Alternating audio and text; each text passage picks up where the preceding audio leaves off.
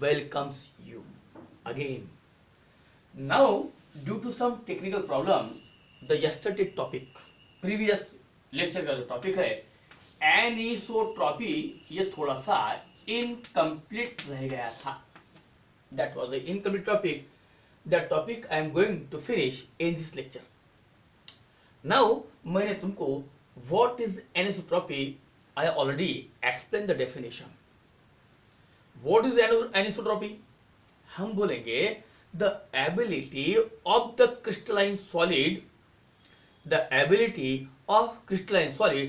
to change the value of certain physical properties when they are measured in the different direction. जब हम उनको अलग अलग direction से सम फिजिकल प्रॉपर्टी को मेजर करेंगे तो उनकी वैल्यू में चेंज आता है. That is called as anisotropy. The ability of the crystalline solid to change the value of certain physical properties when they are measured in the different direction. For example, ऐसा होता क्यों है? मैं अगर crystalline solid की बात करूंगा तो ये क्रिस्टलाइन सॉलिड के पार्टिकल्स है, ये पर्टिकुलर ऑर्डर में अरेंज है. अगर मैं उसको इस तरह से वर्टिकली ये प्रॉपर्टी को मेजर करूंगा, यहां से इस डायरेक्शन से या यहां से अगर मैं इस प्रॉपर्टी को यहां से मेजर करूंगा, for example I am going to measure the RI. Certain physical property सभी नहीं आती, मगर बोलेंगे रिफ्रैक्टिव इंडेक्स आएगा, इलेक्ट्रिक कंडक्शन आएगा. उसके बाद में ये अगर हम प्रॉपर्टी को अगर मेजर करते हैं तो क्या हुआ यार, देखिए इधर ये जो मेजरमेंट का डायरेक्शन है, यहां सारे के सारे बड़े बड़े पार्टिकल आ गए. जब यहां से मेजर करूंगा तो those particles are falling in the direction of the measurement. These are all small particle.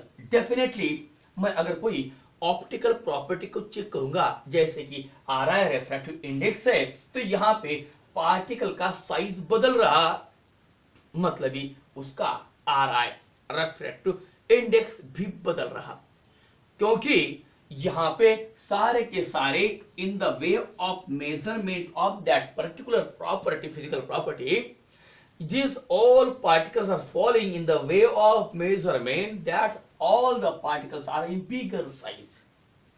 But if you are talking about the Ri when measured in this way, all the particles which are falling in the way of measurement, that are all small particles naturally that affect the value of the refractive index.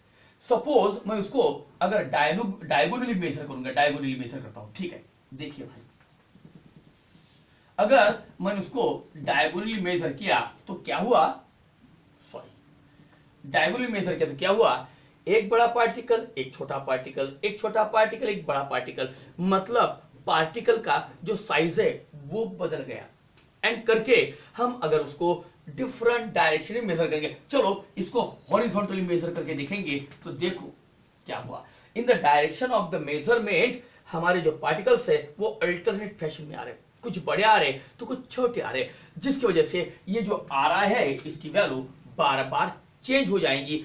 अब ऐसा होता क्यों है, क्योंकि ये जो crystalline solids है इसके अंदर जो पार्टिकल्स है, ये पार्टिकल एक डेफिनेट ऑर्डर में, डेफिनेट परफेक्टली रिपीटिंग पैटर्न में अरेंज है.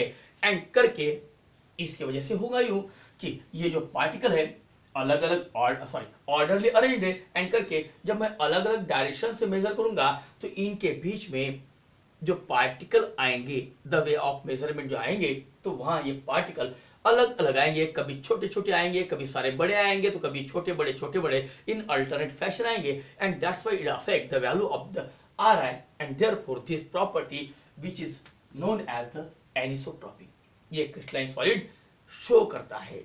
फिर से डेफिनेशन में एक्सप्लेन करता हूं. The ability of the crystalline solid to change the value of certain physical properties when they are measured in the different direction. फिर इसी के कॉन्ट्रास्ट में एक दूसरी प्रॉपर्टी आती है, उसको बोलते हैं आइसोट्रॉपी।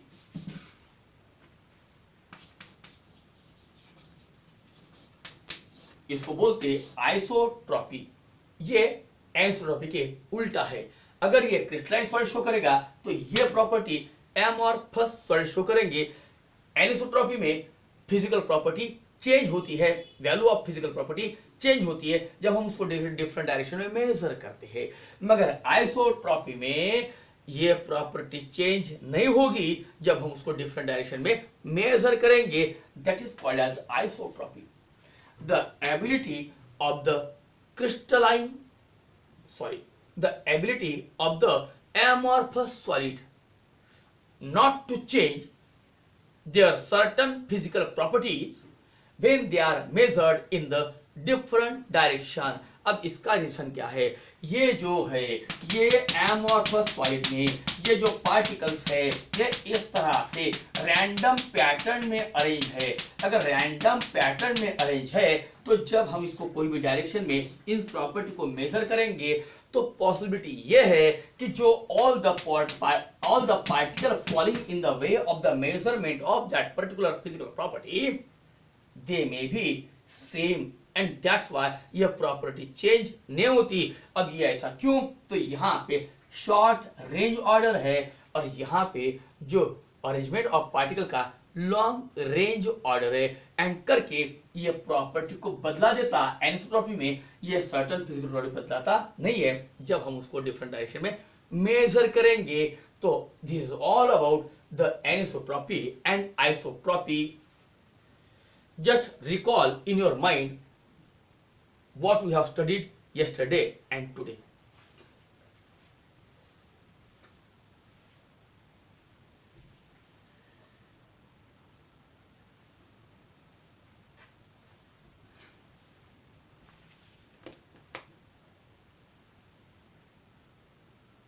ठीक है, अब हम दूसरा टॉपिक का शुरुआत करेंगे।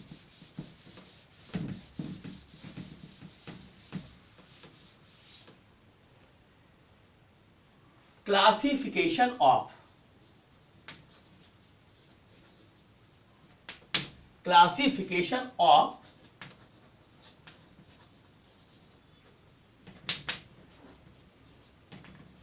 crystalline solid। हमने उस दिन शायद सेकंड या फर्स्ट पीरियड होगा अपना सॉलिड स्टेट का, हमने उसमें क्लासिफिकेशन ऑफ सॉलिड देखा था, crystalline solid and amorphous solid. कौन सा क्राइटेरिया उसकी आता? Whether that solid having orderly arrangement of particles or not.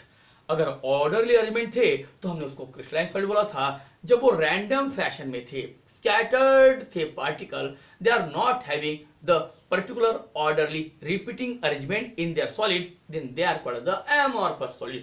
Now we have to learn about the classification of the crystalline solid। हम क्या पढ़ेंगे? Classification किसका? क्रिस्टलाइन सॉलिड का पढ़ेंगे। अभी ये जो क्रिस्टलाइन सॉलिड है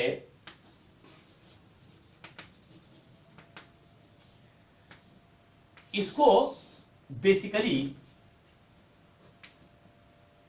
4 हिस्सों में बांट दिया। Means crystalline solid are classified into the 4 category. एक होता मॉलिक्यूलर सॉलिड,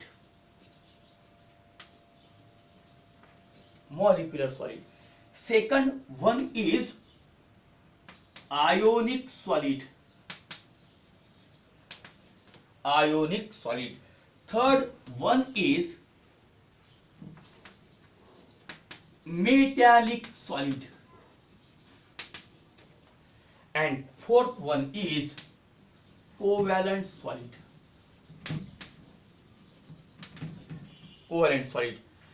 अब crystalline solid are classified into the 4 category: molecular solid, ionic solid, metallic solid and covalent solid।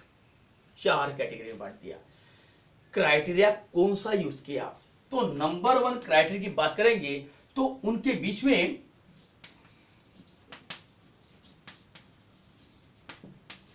Inter particle force of attraction कौन सा है, मतलब type of force कौन सा है उनके पार्टिकल के बीच में। और दूसरा नेचर ऑफ द पार्टिकल,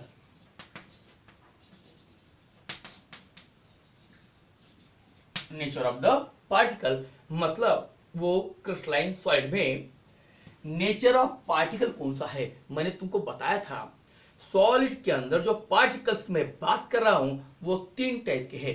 एक एटम हो सकता, एक मॉलिक्यूल हो सकता, या फिर आयन हो सकता।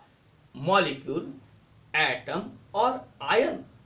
तो वो क्रिस्टलाइन सॉलिड में नेचर ऑफ पार्टिकल कौन सा है, वो आयन है, एटम है या फिर मॉलिक्यूल है, ये क्राइटेरिया। और दूसरा क्राइटेरिया उनके बीच में बाइंडिंग फोर्स कौन सा है, which type of binding force is exist there in order to bind all these particles inside that particular solid। कौन सा नेचर ऑफ अट्रैक्टिंग फोर्स है और कौन सा नेचर ऑफ पार्टिकल है, कौन से टाइप का फोर्स है, ये 2 फैक्टर के ऊपर, ये 2 क्राइटेरिया के ऊपर फिर से बताता हूं। अपना नेचर ऑफ पार्टिकल कौन से है, एटम है, आयन है या मॉलिक्यूल है। और दूसरा उनके बीच में इंटर पार्टिकल अट्रैक्टिव फोर्स कौन सा है, इसके ऊपर से ये 2 क्राइटेरिया के बेसिस पे हमने क्रिस्टलाइन सॉलिड को 4 हिस्सों में बांट दिया। एक है मॉलिक्यूलर सॉलिड, एक है आयनिक सॉलिड, एक है मेटेलिक सॉलिड और एक है कोवेलेंट सॉलिड। अब हम ये होते क्या है इसका थोड़ा सा एक जनरल आइडिया ले लेंगे। मॉलिक्यूलर सॉलिड, मैं क्या बोलता हूं डेफिनेशन जरा ध्यान से सुनने का, because nothing is difficult if you are learning by using your 100% concentration. Don't allow to divert your mind while learning. अगर ये नहीं होता तो आधी पढ़ाई you have to finish while learning. There is no need at all to learn all these things. रट्टा मारने की जरूरत नहीं है, उनको कभी कभी लॉजिकली पढ़ना पड़ता। अब मैं यहाँ कौन सा लॉजिक लगाऊंगा, यहाँ पे कीवर्ड मैंने यूज किया था कौन सा, भाई पार्टिकल कौन से टाइप के हैं, या नेचर ऑफ पार्टिकल क्या है, और टाइप ऑफ फोर्स कौन सा है, उनके बीच में अट्रैक्टिव फोर्स कौन सा। यही 2 पार्ट, ये 2 चीजें अगर तुमको याद रहती तो सारी डेफिनेशन अपने आप आ जाएंगी। लेट्स सी मॉलिक्यूलर सॉलिड, ये नाम बताता है कि भाई इसके अंदर जो पार्टिकल होगा वो डेफिनेटली मॉलिक्यूल होगा। और इसीलिए एक सेंटेंस चारों डेफिनेशन में यूज करने का, the crystalline solid in which the constant particles are molecule।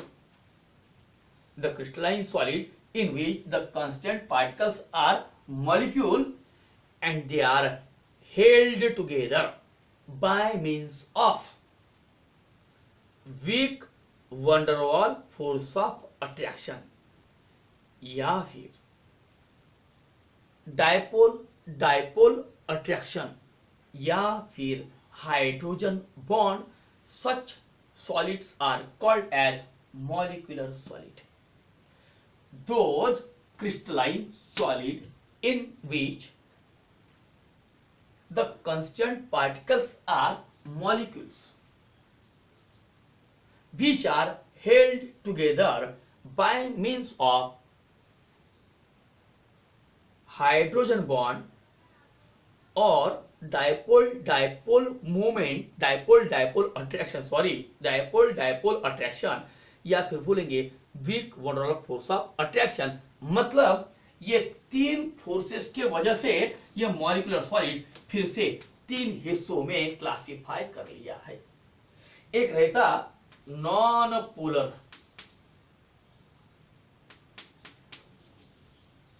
Non polar molecular solid, दूसरा होता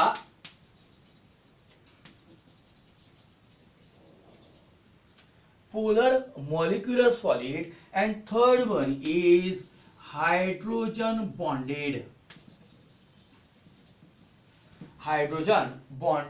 molecular solid. ये नॉन पोलर में जो फोर्स ऑफ अट्रैक्शन आता है बिटवीन द पार्टिकल,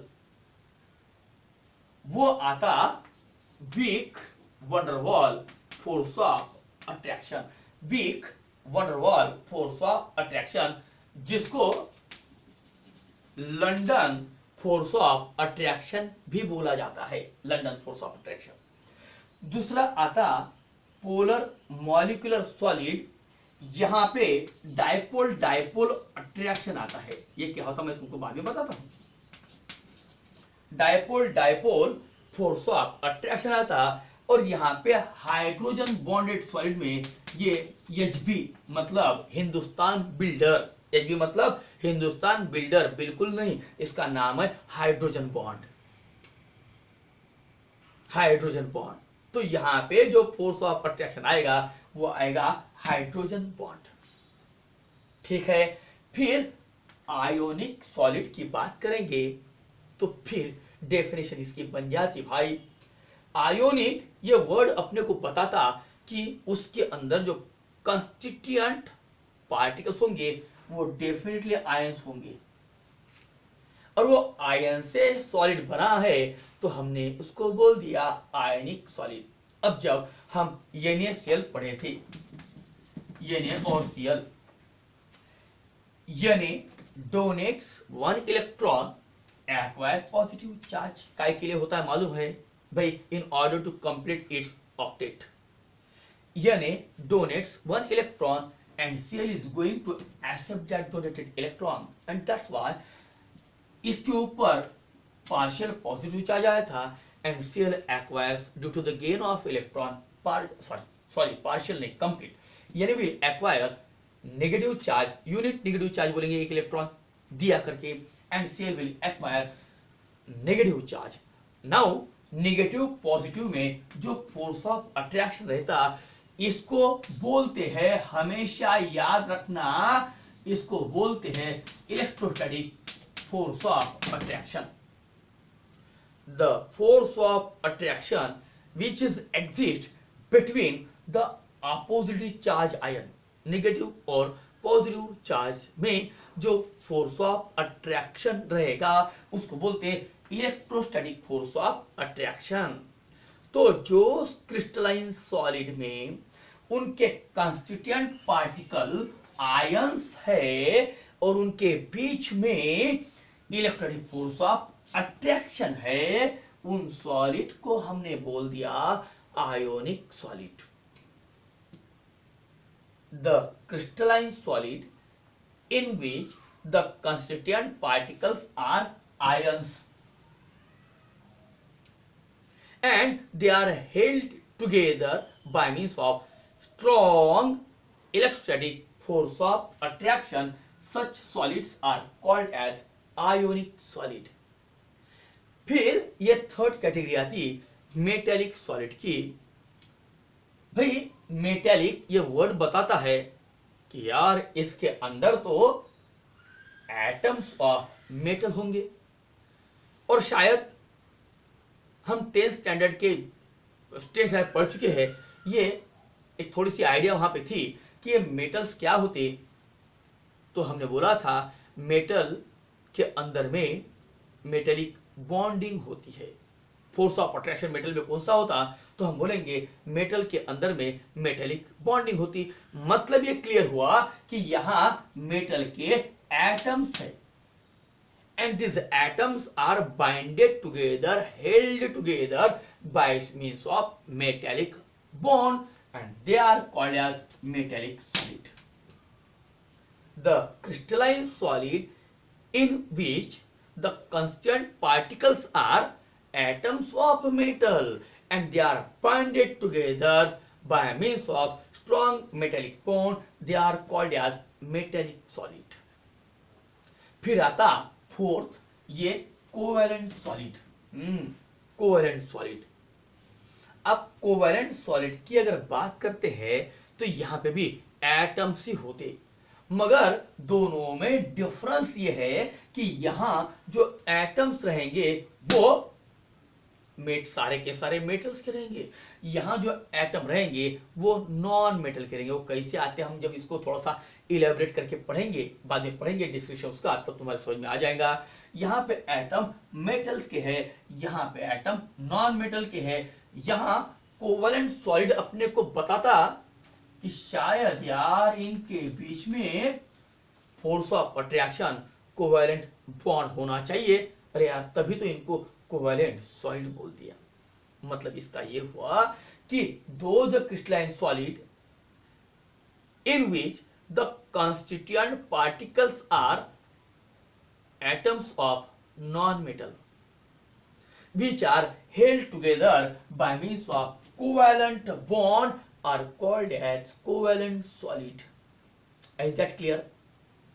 4 डेफिनेशन है, सब में बिल्कुल कॉमन सेंटेंस है।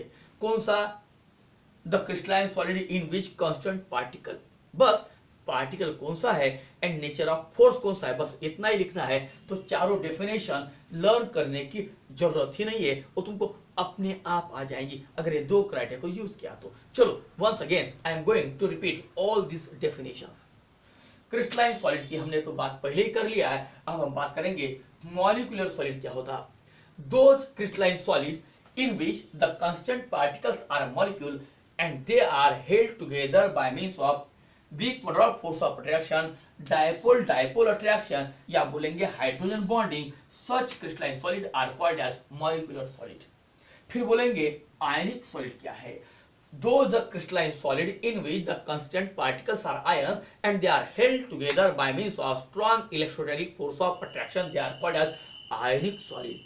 फिर बोलेंगे मेटेलिक सॉलिड, ये क्या होता तो मैं बताऊंगा भाई। Those crystalline solid in which the constant particles are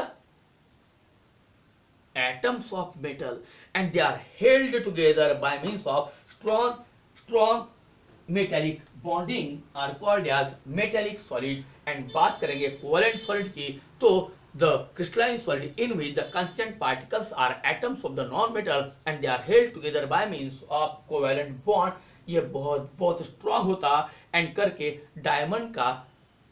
diamond के स्ट्रक्चर जब बनता है कार्बन से, तो ये कोवेलेंट सॉलिड है वो,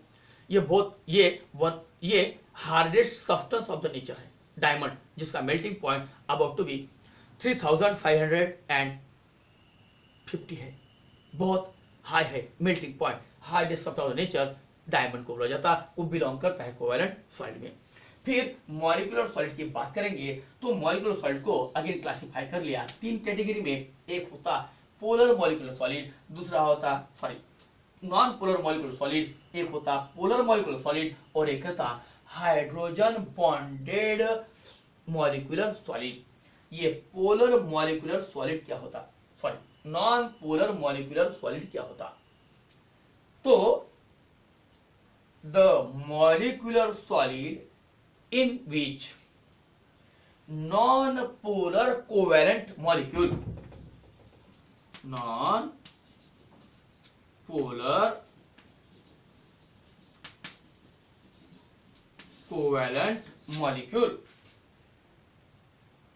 a molecular solid in which non-polar covalent molecule are held together by means of weak van der Waals force of attraction are called as non-polar molecular solid। अब ये थोड़ा सा पोलर मॉलिक्यूल क्या होते हैं ये थोड़ा सा बता दे, नॉन पोलर क्या रहते और पोलर क्या रहते। जैसा हाइड्रोजन और हाइड्रोजन है, ये 2 हाइड्रोजन के एटम से मिलके ये बनाएगा हाइड्रोजन का मॉलिक्यूल। नाउ यहाँ पे ये जो बॉन्ड बना दोनों के बीच में, ये कोवेलेंट बॉन्ड है। कोवेलेंट सॉलिड अलग चीज होती है, वो क्या होती है हम बाद में देखते हैं। ये हाइड्रोजन और हाइड्रोजन के बीच में कोवेलेंट बॉन्ड बना है। फिर कोवेलेंट बॉन्ड होता क्या है, तो the bond which is formed due to equal sharing of electron. Equal word बहुत इंपॉर्टेंट है, that is the genuine word है। अगर वो नहीं रहेगा तो ये डेफिनेशन मीनिंगलेस हो जाएंगी। हम बोलेंगे कोवेलेंट बॉन्ड क्या है, तो a chemical bond which is form due to the equal sharing of electron. अब ये शेयर्ड पेयर ऑफ इलेक्ट्रॉन है, एक इसका और एक इसका, ये बराबर दोनों के बीच में है। ये अपने मेन पोजीशन से डिस्प्लेस बिल्कुल भी नहीं हुए हैं, क्योंकि दोनों की इलेक्ट्रोनेगेटिविटी सेम है। अगर ऐसे मॉलिक्यूल बनेंगे तो उनको बोलेंगे non polar covalent molecule. Covalent molecule इसलिए बोल दिया कि इनके बीच में जो बॉन्ड है ये कोवेलेंट बॉन्ड है, एंड करके हमने इसको बोल दिया नॉन पोलर कोवेलेंट मॉलिक्यूल। अब जब मैं बात HCl की करूंगा, ये हैलोजन है, 7 इलेक्ट्रॉन्स रहते हैं हैलोजन के आउटर ऑर्बिट और आउटर मोस्ट ऑर्बिट में। यहां पे भी कोवेलेंट बॉन्ड बना है, तो ये हो गए उसके इलेक्ट्रॉन पेयर, हाइड्रोजन का एक और Cl का एक। इन्होंने share equal sharing of electron किया, कोवेलेंट बॉन्ड बन गया। मगर हुआ यूं कि जो Cl है, हैलोजन है, इसकी इलेक्ट्रोनेगेटिविटी हाइड्रोजन से बहुत बहुत ज्यादा है, and that's why that chlorine never allow that bonded pair of electron to lie in the center of the two bonded atom, but it attracts both the bonded pair of electron towards itself। उसने क्या किया भाई, इसकी electronegativity ज्यादा होने के कारण इसने दोनों भी इलेक्ट्रॉन अपने तरफ खींच लिया, एंड करके कंप्लीट लिया नहीं है, ओनली अट्रैक्ट किया है बॉन्डेड पेयर ऑफ इलेक्ट्रॉन को। अब ये due to the displacement of bonded pair of electron towards one of the atom, due to greater electronegativity of that bonded atom, it will acquire partial negative charge। ये complete नहीं है, ये partial है, क्योंकि उसने इलेक्ट्रॉन पेयर को only attract किया, खींचा है, अपने नजदीक लिया नहीं है, इलेक्ट्रॉन एक्वायर नहीं किया, करके ये पार्शियल नेगेटिव चार्ज, और इसके पास से इलेक्ट्रॉन पेयर डिस्प्लेस हो चुका, करके इसके पार्शियल पॉजिटिव चार्ज। क्या हुआ, दो पोल बन गए, एक पॉजिटिव पोल एंड दूसरा नेगेटिव पोल। ये दो इस तरह से पोल जनरेट हो जाते हैं, तो हम इसको बोलेंगे polar molecular solid. Polar covalent molecule, polar covalent molecule.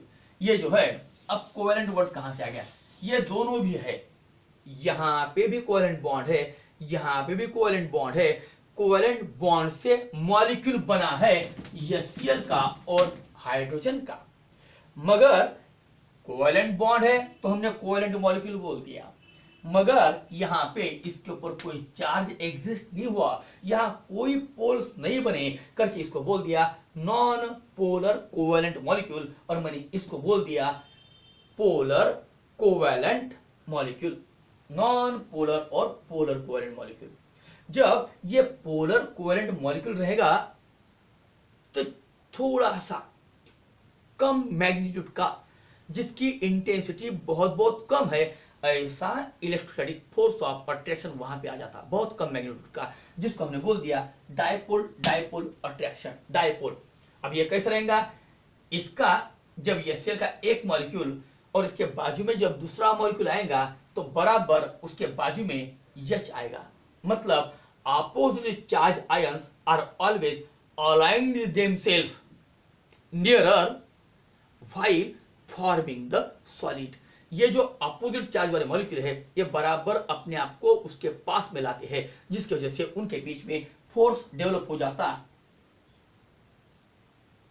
बोले डायपोल डायपोल अट्रैक्शन। वो जो फोर्स है वो स्मॉल मैग्नीट्यूड वाला, just like the electrostatic force of attraction है। चलो, dipole dipole attraction. Hydrogen bond क्या होता, ये भी हम थोड़ा सा देख लेंगे अभी।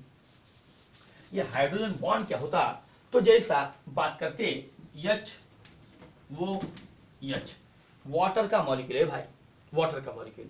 मैं बोलूंगा ये ऑक्सीजन की इलेक्ट्रोनेगेटिविटी बहुत बहुत ज्यादा है। इस तरह से बता देता हूं।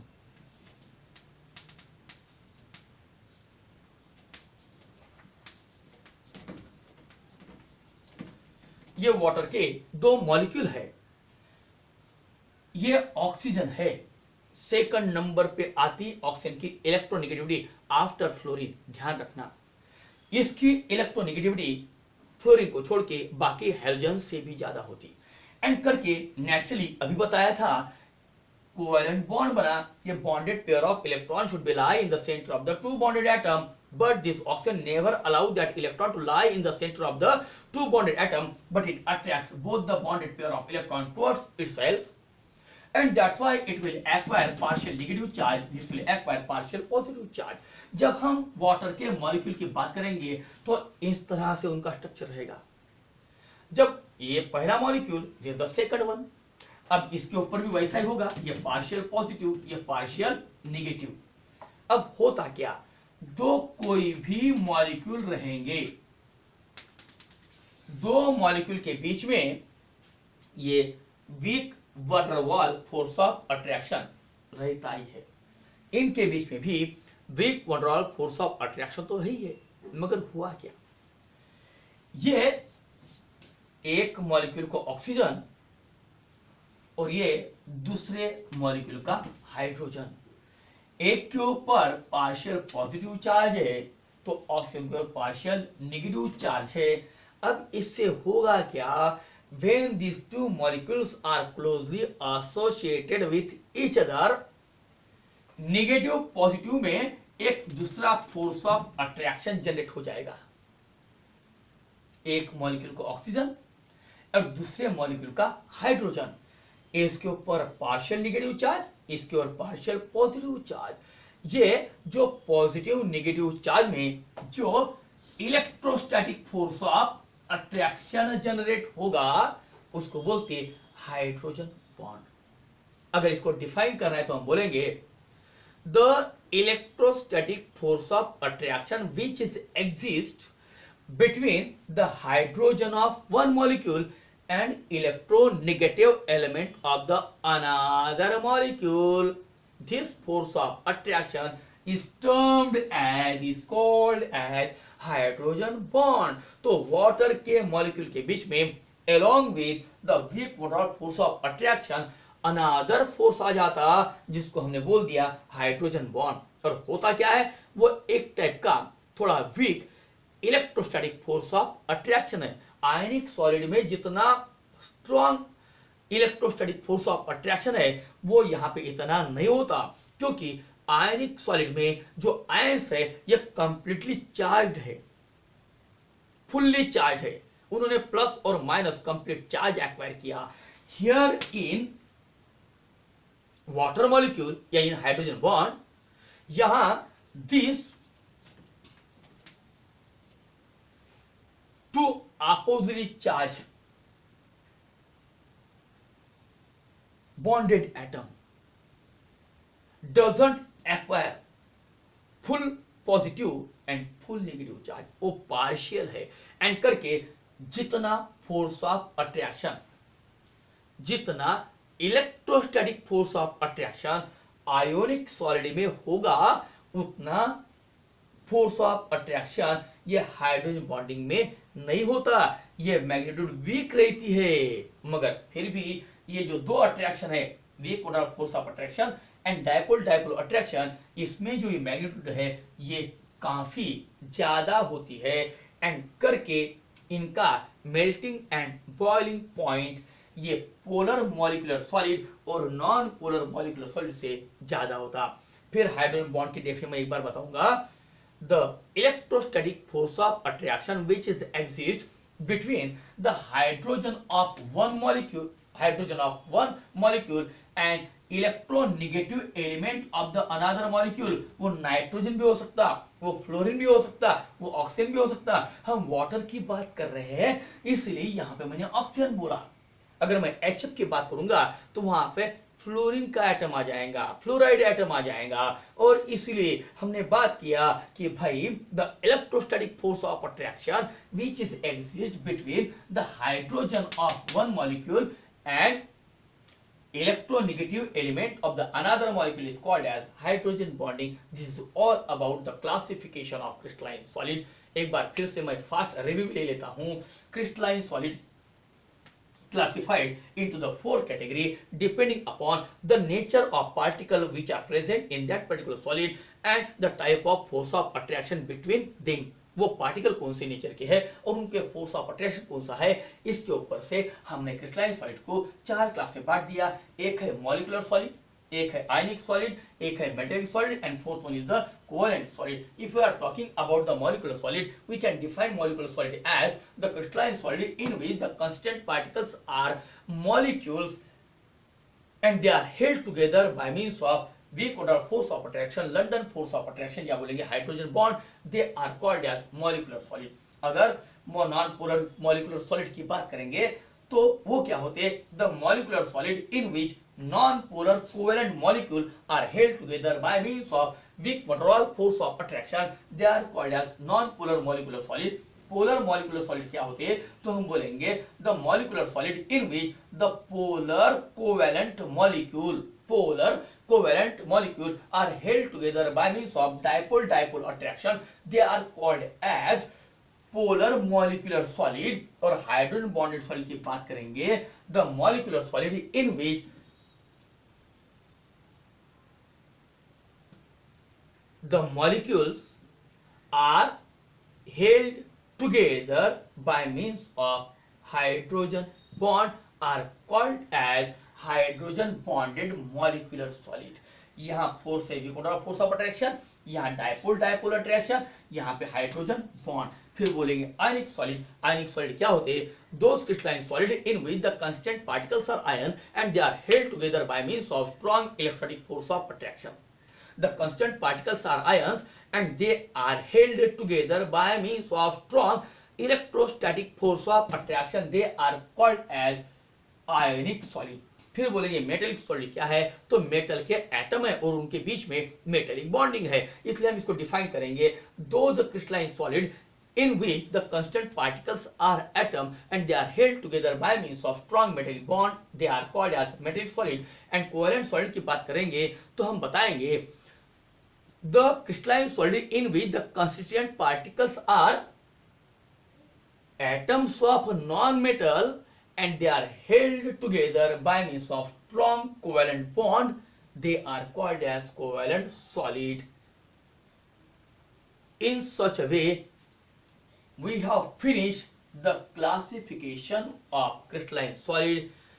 In next period we will be deals with what are the different characteristics of all these solid. Thank you very much.